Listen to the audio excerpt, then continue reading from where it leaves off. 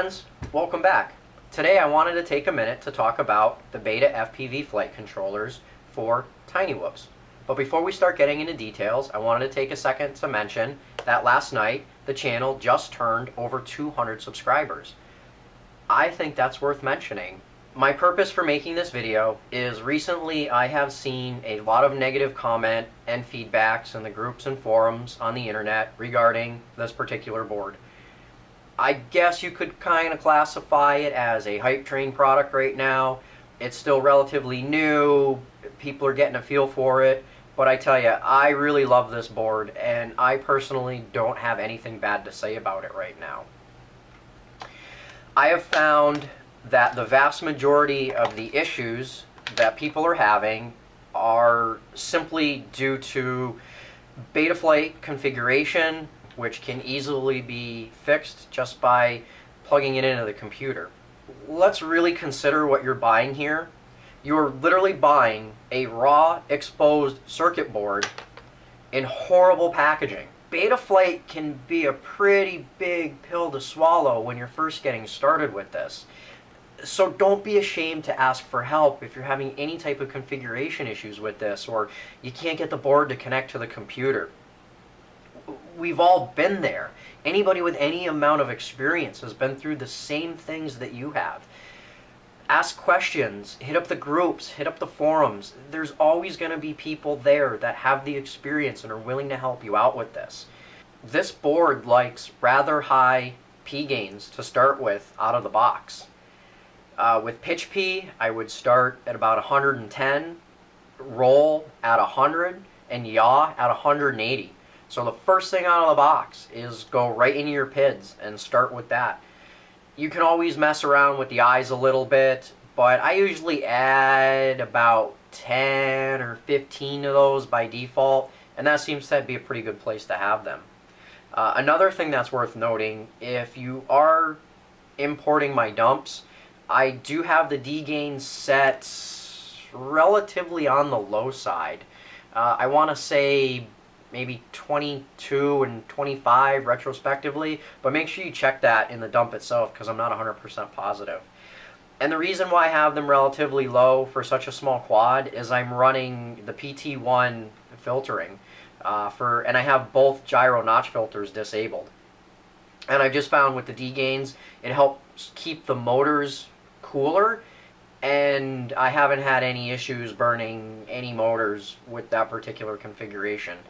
So check out that part of the dump because that could be helpful getting this board to fly. Now I want to get into the gyro on this board. Mistakenly, in an earlier video, I mentioned that it had the MPU 6500 gyro. That's actually only correct for earlier versions of this board. I've been flying the version 1.1 board with the F3 processor in it, and in fact it does have the MPU 6000 gyro in here. So that certainly explains why this board flies very well.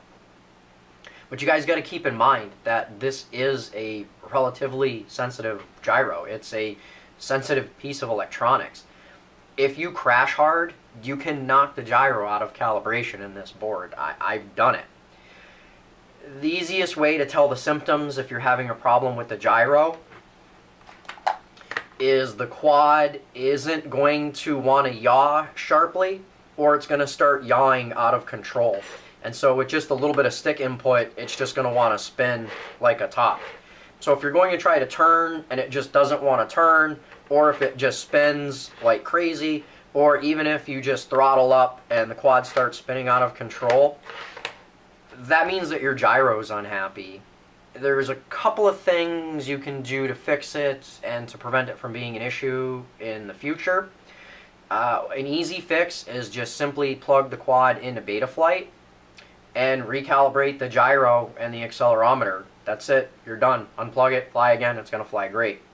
But I have a trick, and you can input a command into the CLI that will then have the board calibrate the gyro every time you first arm it.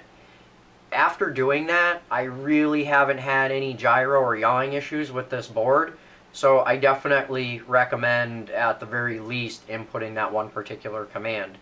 I'm going to jump into beta flight right now, and I'm going to show you guys how to recalibrate using the GUI, and I'm also going to show you how to input that one particular command and have the board essentially calibrate itself every time you first arm. So let's get this guy plugged in.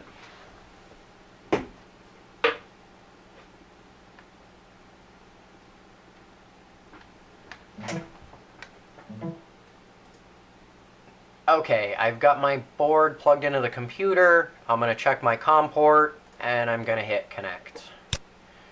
So if you're going to periodically recalibrate using the BetaFlight configurator, just go to the Setup tab. You can click on Reset Z Axis, and then Calibrate Accelerometer. And that's it. After a couple of seconds, everything will be calibrated up, and you'll be all set. One thing that's important to note is you do want to make sure that the quad is on a flat level surface when you're doing this. Me just simply having the board plugged in like this is a bad idea, and I don't recommend doing this. Do it with the whole thing assembled. Keep the quad as flat as you can on your desk, on your surface top. If you get tired of calibrating through the GUI side of the configurator, just jump into the CLI. Go to your command input here. Type set gyrocal on first arm equals on. Hit enter. You should get feedback saying that BetaFlight accepted the command and it is now set. Type save. Enter. And that's it. So now the board is going to reboot. Looks like we're going to connect back up here automatically, and every single time I go to arm this flight controller for the first time after connecting a battery, it is going to calibrate the gyro for me. One thing that's kind of important to note is if you are going to input this command, is just make sure that the tiny whoop is on a flat level surface when you go to take off on a fresh battery, and that'll just ensure that you don't have any issues with that calibration process. But it makes it quick and simple. Just remember, flat surface, take off, you're good, fly to the moon.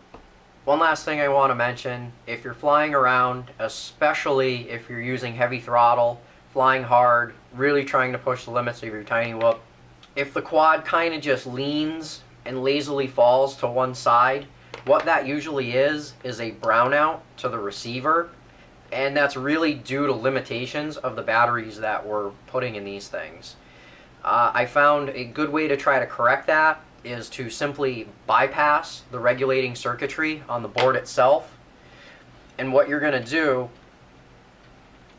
is, instead of soldering to the battery pads for the camera here that are provided, you're just simply going to remove the power for the camera to the top side of the battery leads themselves. As you can see, the pads actually have solder points on both sides. So it's very easy just to move the power for your camera to these two particular pads. I like to fly fast and aggressively, and once that's done and you've moved the power leads over directly to the battery pads, I haven't had that issue of it just kind of lazily falling. Hopefully some of these tips will help you be successful with your BetaFPV powered tiny whoop. I know I love this setup myself. Well, alrighty. I think that about covers it with some tips for my personal favorite tiny whoop flight controller, the BetaFPV version 1.1. I love this guy. I think I personally own way too many of them right now. And regardless of what you've seen online, I would still strongly recommend using this flight controller. I think the pros by far outweigh the cons with this. I love the OSD. I think the performance of this board is phenomenal, and I am just gonna simply continue to fly it until I find something better.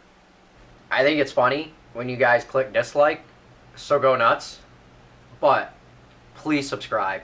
I really appreciate it when you do, and we're almost halfway to 500 subscribers.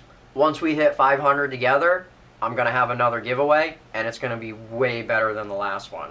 So if you can, convince your friends to check out this channel, maybe get them to click on that subscribe button, and I love you for doing it. Thanks for watching, and I'll catch you in the next one.